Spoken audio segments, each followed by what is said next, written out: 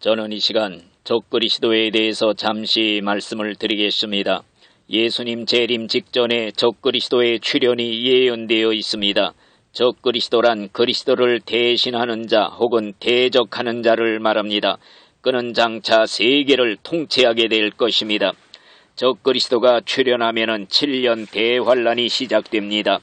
다니엘이 예언한 70일의 중에 마지막 한 일회가 시작되는 것입니다.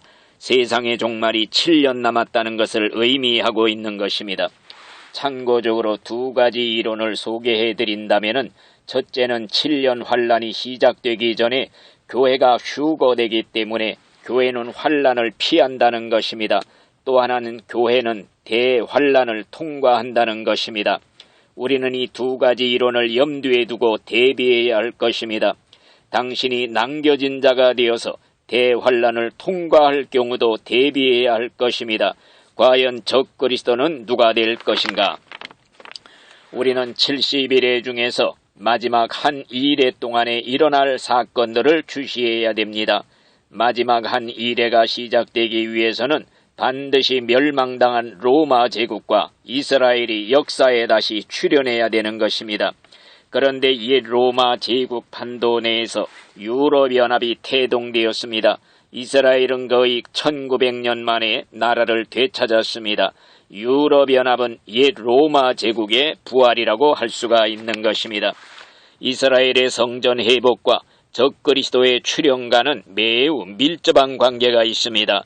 왜냐하면 적그리스도는 성전 안에다 자기의 우상을 세우고 모든 사람을 거기에 절하게 할 것이기 때문입니다.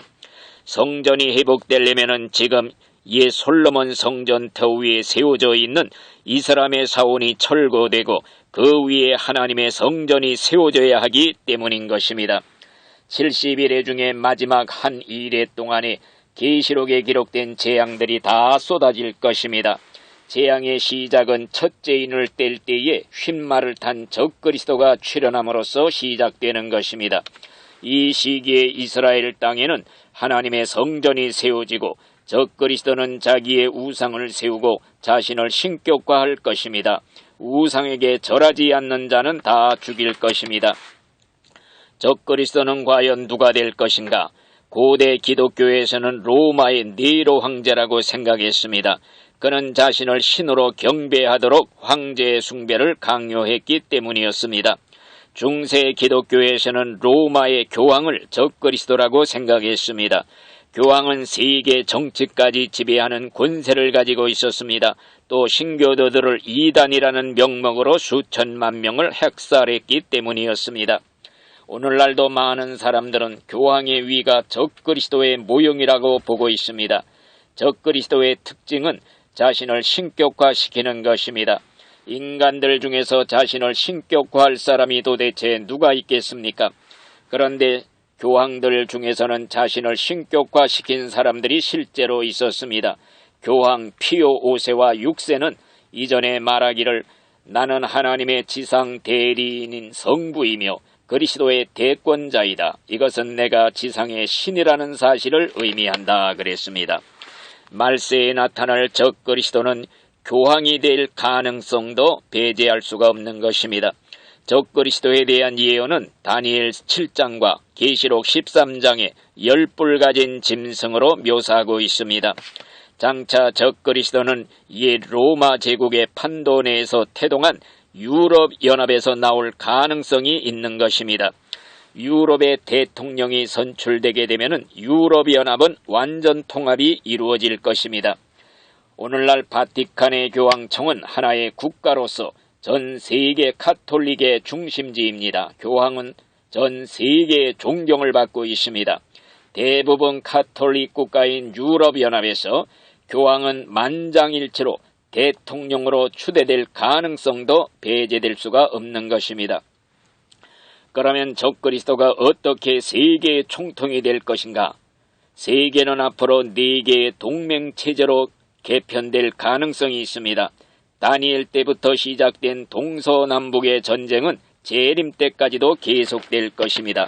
남방왕은 아랍연합과 아프리카 연합, 북방왕은 구소련과 위성국가들, 서방왕은 유럽연합과 아메리카, 동방왕은 중국과 아시아 국가들이 될 것입니다. 앞으로 세계 인구의 3분의 1이 죽는 유브라데 전쟁 3차 대전이 일어날 것입니다. 그 전쟁은 아랍이 이스라엘을 침공함으로써 시작될 것입니다. 여기에 각 연합국이 참전하게 될 것입니다. 최후의 승자는 유럽연합이 되고 세계를 제패하게 될 것입니다. 그리고 유럽연합에서 세계를 통치하는 세계 총통 적그리스도가 출현하게 될 것입니다. 적그리스도는 처음에는 이스라엘이 기다리던 메시아로 영접받게 되고 전 세계가 대망하던 지도자로 인기를 누릴 것입니다. 그러나 얼마 후에 교만해져서 자신을 신격화시키게 될 것입니다. 그러면 적그리스도가 어떤 방식으로 세계를 통치할 것인가? 단 한 대의 중앙 컴퓨터가 전 인류의 이마에나 오른손에 666표를 받게 함으로써 단 한 사람의 주권 아래서 다스림을 받게 될 것입니다. 앞으로 TV 수상기에 특수장치가 연결되면은 가정 시스템이 개통되어서 사생활의 통제는 TV로도 할 수가 있다고 합니다. 컴퓨터의 발달은 많은 장점이 있지만은 자기도 모르게 컴퓨터에 감시받는 시대가 올 것입니다. 컴퓨터로 지구상 전 인류의 행동을 통제할 수 있는 시대가 곧 오게 될 것입니다. 적그리스도는 정해진 시간에 TV 화면 앞에서 온 인류로 하여금 자기의 우상에게 절하게 만들는지도 모르는 것입니다. 그때 TV와 연결된 컴퓨터 기억장치 안에는 각 사람이 얼마나 진지하게 경배하는지에 대한 자료도 상세히 기록될 수가 있을 것입니다. 그런 시대가 오면은 우상에게 경배하지 않고 짐승의 표를 받지 않는 참된 신자들은 죽임을 당하거나 경제생활이 불가능하게 될 것입니다. 짐승의 표는 아마도 이마에나 오른손에 컴퓨터 레이저 광선을 쏘아서 문신으로 새긴 신용카드일 것입니다. 세계인의 신분증일 것입니다. 만약에 우상에게 경배하는 조건으로 이 표를 발급해 준다면은 짐승의 표가 틀림없기 때문에 절대 받아서는 안 될 것입니다. 누구든지 이마에나 손에 이 표를 받으면 지옥 불못에 들어간다고 그랬습니다.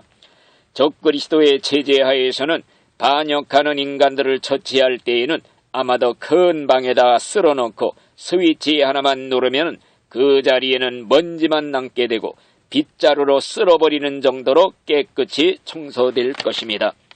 적그리스도의 출현을 위해서 모든 상황들이 무르익어 가고 있습니다.